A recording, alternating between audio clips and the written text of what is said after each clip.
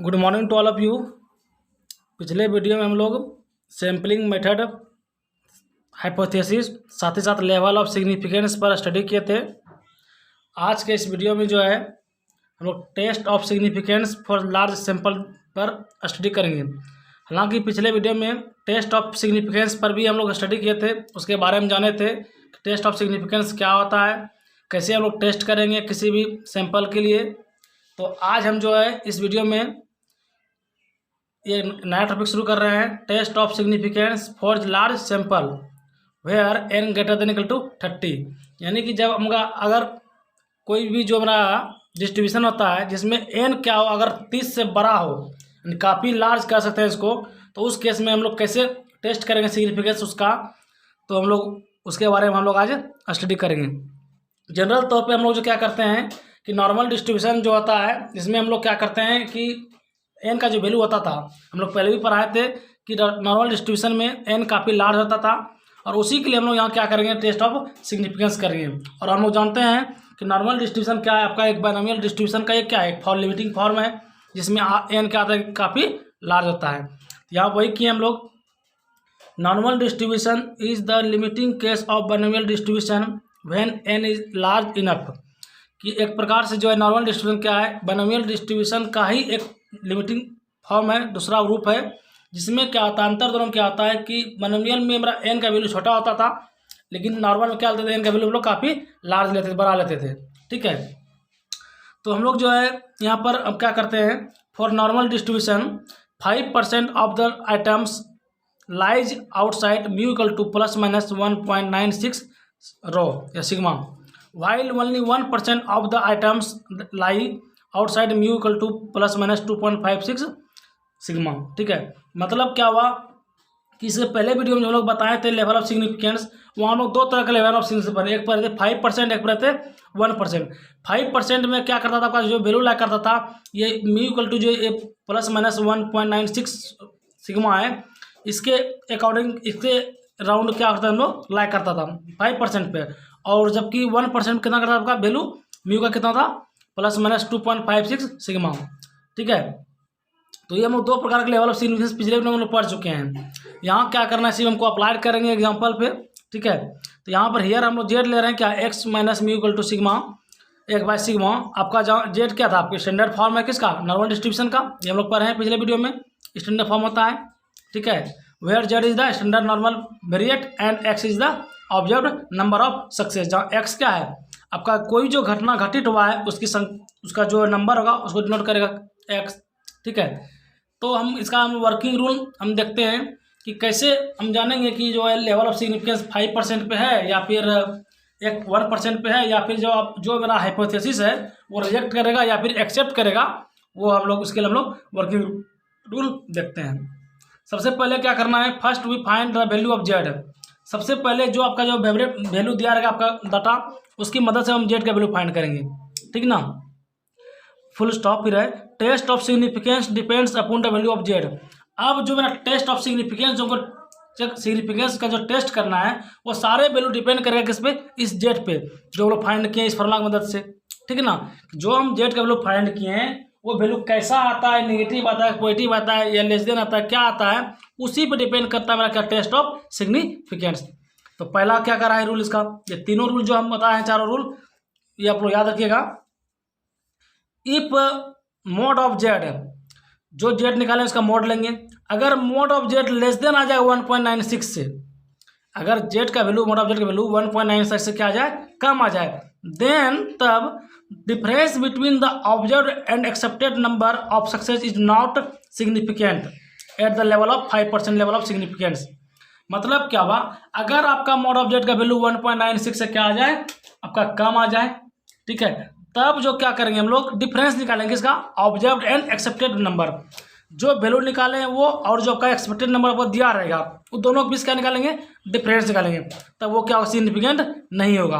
कब, यदि आपका वैल्यू, मोड ऑफ जेड का वैल्यू 1.96 से कम आता है तब।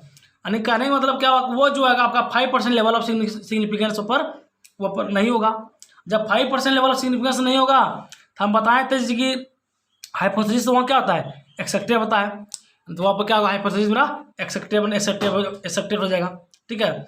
और यदि मोड ऑफ जेड का वैल्यू 1.96 से अगर ग्रेटर आता है तब डिफरेंस जो होगा सिग्निफिकेंट होगा। यहाँ पर डिफरेंस सिग्निफिकेंट नहीं था और यहाँ पर डिफरेंस क्या होगा, सिग्निफिकेंट होगा। यानी कि सिग्निफिकेंट होगा किस पर, 5% लेवल ऑफ सिग्निफिकेंस पर, ठीक है। तो ये सारा वैल्यू हम लोग जो काम डिपेंड करता है इस जेड पर, जो जेड वैल्यू फाइंड किया उस पर, ये जेड वैल्यू कैसा दे रहा है उसी पे। तो अगर Z of mode of Z का वैल्यू 1.96 से ग्रेटर आ रहा है तब जो आपका डिफरेंस जो होगा एक्सपेक्टेड वैल्यू और ऑब्जेक्ट वैल्यू का वो सिग्निफिकेंट होगा, कब, एट 5% पर। अगर लेस देन आता है तो वो सिग्निफिकेंट नहीं होगा, किस पर, 5% पर। तो क्लियर है। और चूंकि ये जो बताएं हम 5% मतलब वैल्यू कितना था, यहाँ अभी हम जस्ट बताएं 1.96। सिमिलरली अगर वैल्यू आपका 1% के लिए कितना था, 2.56।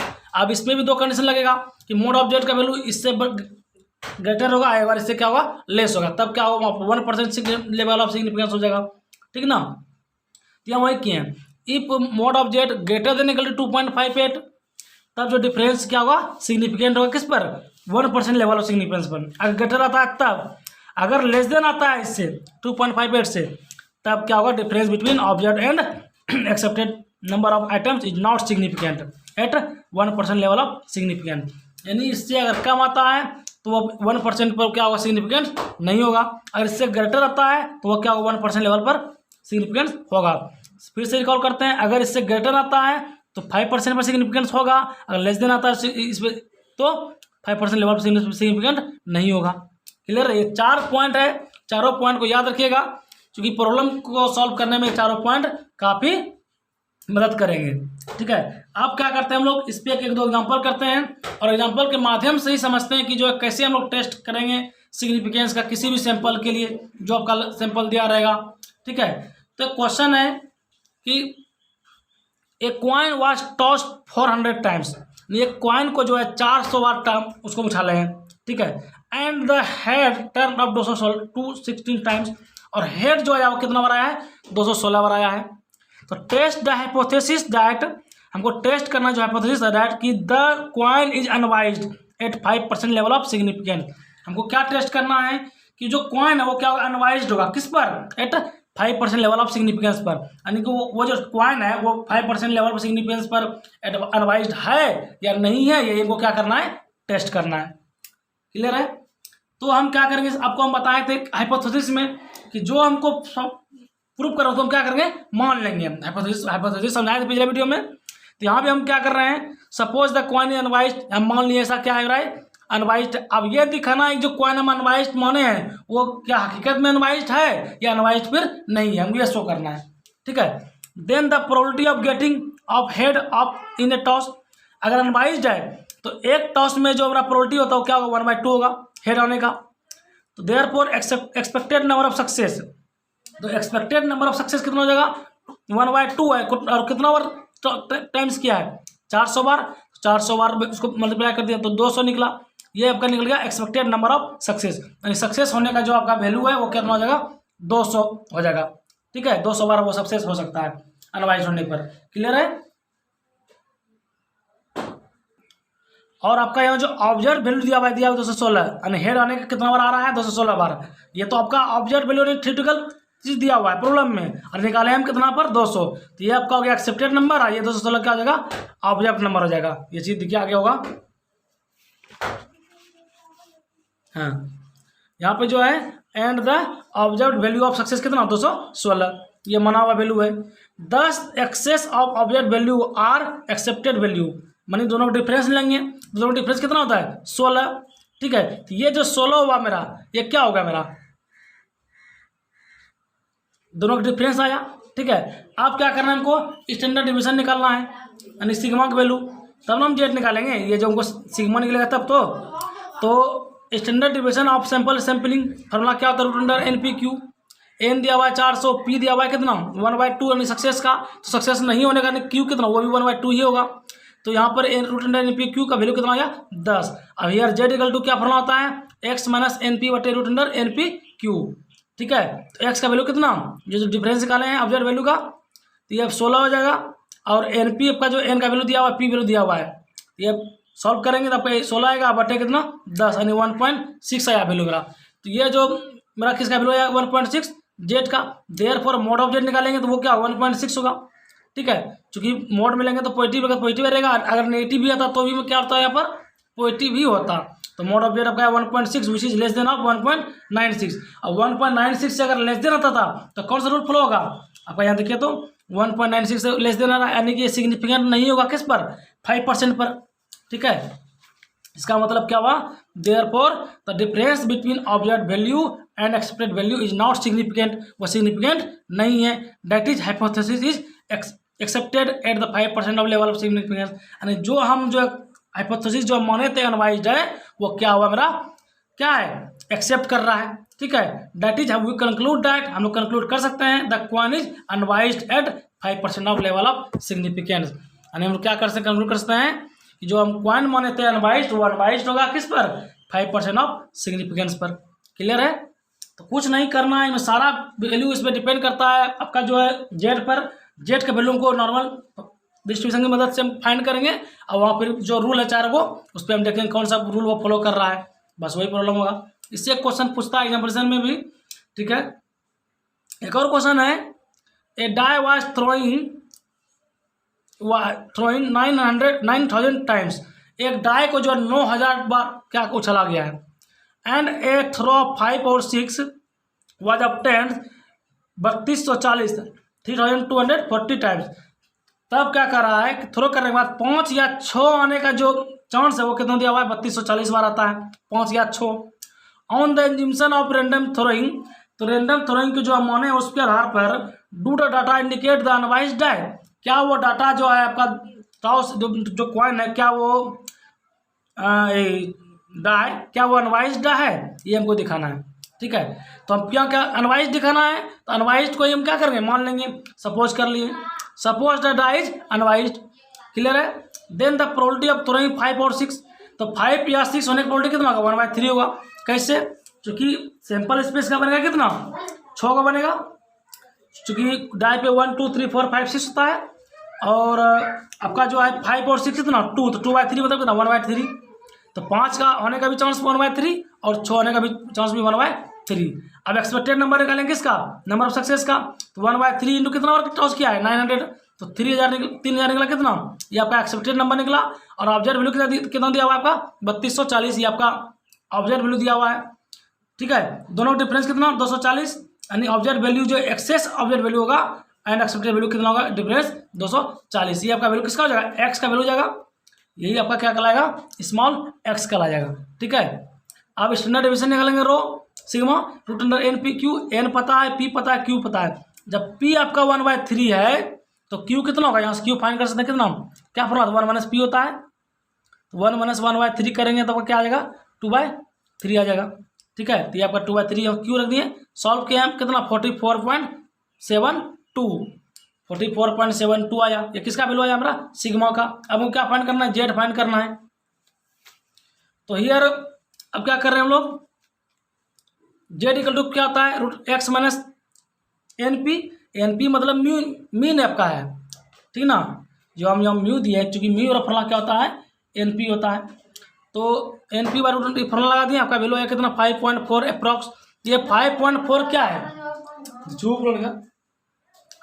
5.4 क्या है मेरा 2.58 से क्या है मेरा ग्रेटर आ रहा है, इसका मतलब ग्रेटर आ रहा है तो आपका ये सेकेंड रूल फॉलो करेगा यहाँ से, ये 4 वाला रूल, थर्ड वाला ग्रेटर है कितना 2.58 से, तो इसका मतलब डिफरेंस क्या होगा सिग्निफिकेंट होगा किस पर 1% लेवल ऑफ सिग्निफिकेंस पर।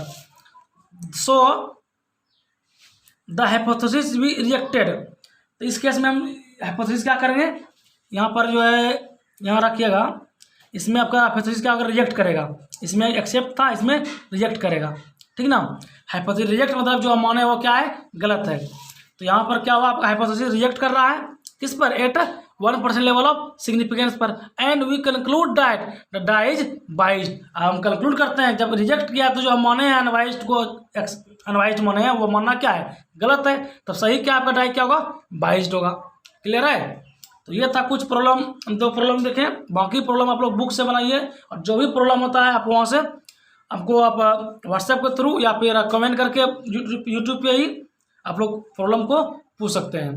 एक नया टॉपिक अब हम लोग का है कंपेरिजन ऑफ लार्ज सैंपल्स, जो लार्ज सैंपल उसके लिए हमको कंपेरिजन करना है, या इसी बोलते हैं हम लोग large sample test for single proportion. Single proportion के लिए जो लार्ज सैंपल टेस्ट दोनों क्या होता है, ये होता है। इसमें क्या करेंगे हम लोग कि let two large samples of size n1 n2 be drawn from the population of proportion of attributes as p1 p2 respectively. मतलब क्या हुआ कि आपका कोई एक पॉपुलेशन दिया हुआ है, सपोज कर लिए, ठीक है। इसमें जो है हमको 2 सैंपल लेना है जिसका साइज कितना दिया हुआ है, n1 और n2। ये मान लिया हम n1, ये क्या मान लिया n2, ये दोनों साइज दिया हुआ है। और क्या जो जो पॉपुलेशन है उसका प्रोपोर्शन जो है दिया हुआ है, यानी प्रोबेबिलिटी कितना p1 और p2। n1 के लिए प्रोबेबिलिटी p1 दिया हुआ है, n2 के लिए प्रोबेबिलिटी p2 दिया हुआ है, ठीक है। आप क्या करेंगे हम लोग हाइपोथेसिस देखेंगे। हाइपोथेसिस यहाँ पर 2 तरह होगा कि हो सकता है जो आपका प्रोपोर्शन है वो सिमिलर हो, या हो सकता है आपका प्रोपोर्शन क्या हो, सिमिलर नहीं हो। 2 हाइपोथेसिस यहाँ पर हम डिस्कस करेंगे। पहला अगर मानते हैं हाइपोथेसिस फर्स्ट में, as regard the attributes the two population are similar. अगर यहाँ पर क्या लेते हैं कि दोनों पॉपुलेशन का जो एट्रीब्यूट्स यानी प्रोबेबिलिटी होगा वो क्या अगर सिमिलर हो, सेम हो, तो उस केस में क्या करेंगे हम लोग, on the combination the two sample, दोनों सैंपल को कंबाइन करने के बाद एक फॉर्मूला निकलेगा p, ठीक है। वो p का फॉर्मूला क्या होगा, एक फॉर्मूला याद रखिएगा, n1 p1 plus n2 p2 बटे n1 प्लस n2। इस फॉर्मूला को आप लोग याद रखिएगा, ठीक है। कि हम दो पॉपुलेशन p1 और p2 जो लिए हैं, दोनों अगर सिमिलर सेम वैल्यू आता है तब उस केस में दोनों को कंबाइन करेंगे, और कंबाइन करने के बाद जो वैल्यू को फाइंड करेंगे वो इस वैल्यू से फाइंड करेंगे। n1 पता है, p1 पता है, n2 पता है, p2 पता है, मान रखेंगे इसमें, यहाँ से क्या फाइंड करेंगे p, ठीक है। अब जो है जेड फाइंड करेंगे, यानी स्टैंडर्ड फॉर्म नॉर्मल डिस्ट्रीब्यूशन था, वो जेड फार्मूला फाइंड करेंगे इस फार्मूला से, p1 माइनस p2 बटे ई। क्या फाइंड करेंगे, कैसे फाइंड करेंगे, जेड p1 माइनस p2 बटे ई की मदद से हम फाइंड करेंगे क्या, Z. Where E with the E क्या आपका स्टैंडर्ड एरर है, और स्टैंडर्ड एरर के बारे में हम लोग पिछले वीडियो में बता दिए हैं। अब स्टैंडर्ड एरर को भी फाइंड करेंगे हम लोग इस फार्मूला से, ठीक है। तो इसमें फार्मूला ही बहुत है, फार्मूला याद रखिएगा। स्टैंडर्ड एरर का फार्मूला क्या यूज करेंगे हम लोग, सेम प्रोपोर्शन के लिए ई स्क्वायर का फार्मूला होता है e1 square plus e2 square, और e1 का फार्मूला क्या होता है pq बटे n1, और इसके लिए pq बटे n2। चूंकि ये फार्मूला यहाँ पर लिख दिए हम लोग, स्टैंडर्ड एरर जिसमें बता रहे थे वहाँ हम फार्मूला निकाले थे pq बटे n, ई का फार्मूला निकाले थे pq बटे n। ये फार्मूला क्या होता है ई के लिए, अगर e1 लेंगे तो यहाँ पर n1 लेंगे, अगर e2 लेंगे तो यहाँ पर n2 लेंगे, ठीक है ना। तो यहाँ से हम pq कॉमन लिए, तो ये आपका आ गया pq into 1/n1 plus 1/n2।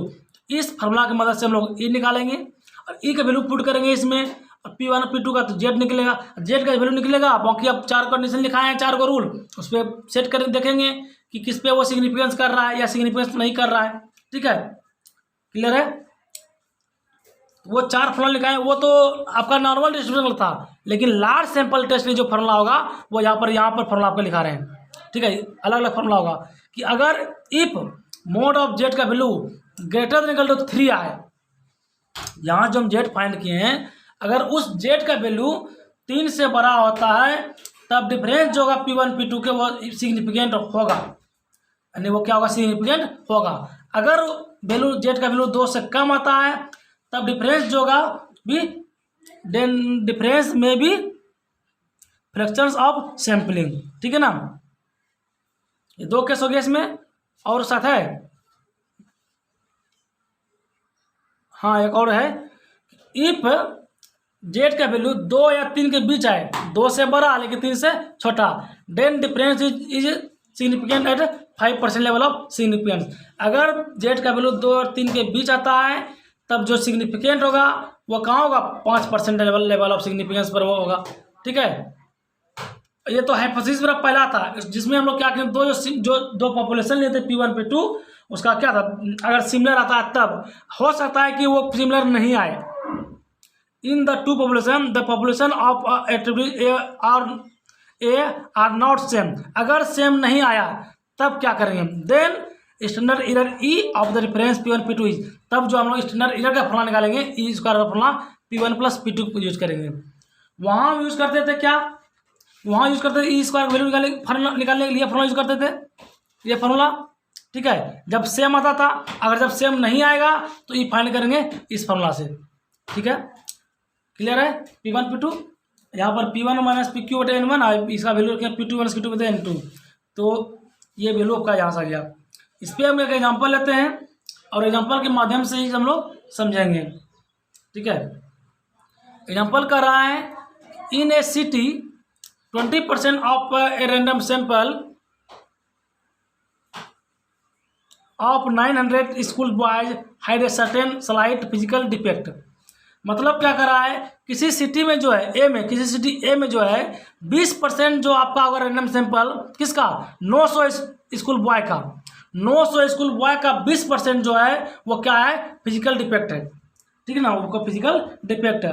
Another city B में जो है 18.5% जो है आपका 1600 स्कूल बॉय का, उस स्कूल में 1600 स्कूल बॉय है, उस स्कूल में 1600 बॉय है, उस 1600 का जो 18.5% है वो क्या आपका सेम डिफेक्ट है, फिजिकल डिफेक्ट है। ए में दिया हुआ है कितना, 900 बच्चों में से आपका 20% डिफेक्ट है, और बी सिटी में दिया है 1600 बच्चों में से आपका 18.5% डिफेक्ट है। अब कह रहा है, is the difference between the proportion significant, क्या दोनों का जो डिफरेंस लेंगे वो क्या सिग्निफिकेंट है, ये हमको प्रूफ या दिखाना है, शो करना है। तो हमारे पास क्या दिया हुआ है, वी है N1 दिया हुआ है कितना 900 सिटी 1 के लिए, और N2 आपका हो जाएगा सिटी 2 के लिए 1600। अब P1 फाइंड करेंगे क्या हम लोग यहाँ से, 20 बटे कितना, P1 कितना 20% दिया हुआ है प्रोपोर्शन, तो 20% मतलब 1/5, P2 18.5% मतलब कितना 18.5 बटे 100। ठीक है, therefore P equal to formula क्या होता है, N1 P1 plus N2 P2 बटे N1 प्लस N2, मान रख दिए, इसको सॉल्व कर लें, कितना हो गया 0.19, ये P वैल्यू निकला। एंड Q कितना, जब P निकला इतना तो Q कितना 1 माइनस P, यहाँ से 0.81 आ गया Q की वैल्यू, P निकल गया Q निकल गया। अब ई स्क्वायर फॉर्मूला क्या होता है, PQ इंटू 1 बटे N1 प्लस कितना 1 बटे N2, यहाँ से सॉल्व किए। ठीक है,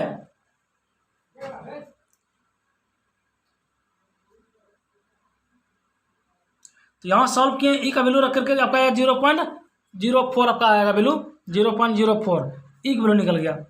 ठीक है ना, अब क्या करना है हमको कि जब ई का वैल्यू निकल गया, और ऑल्सो देखना है P1 minus P2, P1 minus P2 value है आपका आएगा 1.5 बटे 100।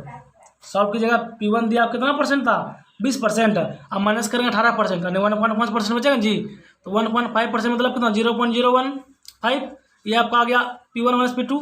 देयरफॉर जो फॉर्मूला क्या होता था, P1 माइनस P2 बटे ई, तो P1 माइनस P2 वैल्यू कितना, ये इसका ई का वैल्यू निकाले इतना, सॉल्व कर लिए 0.37, ये आपका 1 से क्या आया है, छोटा आया है। That is mod of Z equal to less than equal to कितना 2, यानी ये जो आपका मोड ऑफ जेड का वैल्यू आया 1 से छोटा है, तो 1 किससे छोटा है, 2 से छोटा है, तो इसका मतलब मोड ऑफ जेड कितना 2 से छोटा है, ये वैल्यू 2 से भी छोटा होगा। ठीक है, जब 2 से छोटा आया इसका मतलब क्या सिग्निफिकेंट वो नहीं होगा। ठीक है, यहाँ पर जो है जब छोटा से 2 से छोटा आ गया तो डिफरेंस में भी फ्लेक्सिबल ऑफ सैंपलिंग, मतलब यहाँ पर जो सिग्निफिकेंट नहीं होगा, इस केस में सिग्निफिकेंट नहीं होगा, तो यहाँ पर सिग्निफिकेंट नहीं होगा, वही लिखे therefore the difference between the proportion is not significant. एक और क्वेश्चन है, आप लोग इसको कीजिएगा, 1-2 क्वेश्चन, अगर समझ में नहीं आएगा तो कमेंट करके पूछ सकते हैं। क्वेश्चन समझाते हैं सिर्फ, इन 2 लार्ज पॉपुलेशन आर, इस क्वेश्चन को आप लोग देखिएगा, अगर नहीं बनेगा तो आप लोग कमेंट कीजिएगा। In 2 large population there are 30% and 25% respectively of fair head people.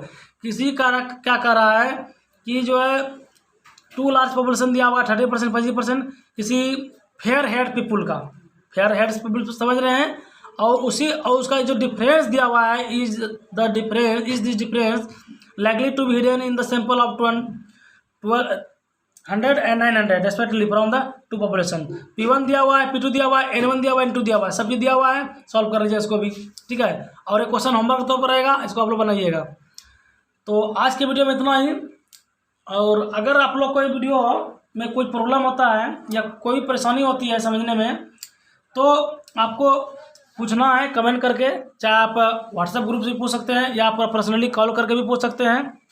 ठीक है ना, और चूंकि ये लैंग्वेज चैप्टर है तो हम रिक्वेस्ट करेंगे कि वीडियो को जो आप 1 से 2 बार देखें, 2 से 3 बार देखें, ताकि इसका जो लैंग्वेज है वो आप लोग को समझ में आ सके। एक बार में आपको थोड़ा सा परेशानी कर सकती है, ठीक है ना, तो आज इतना ही, धन्यवाद।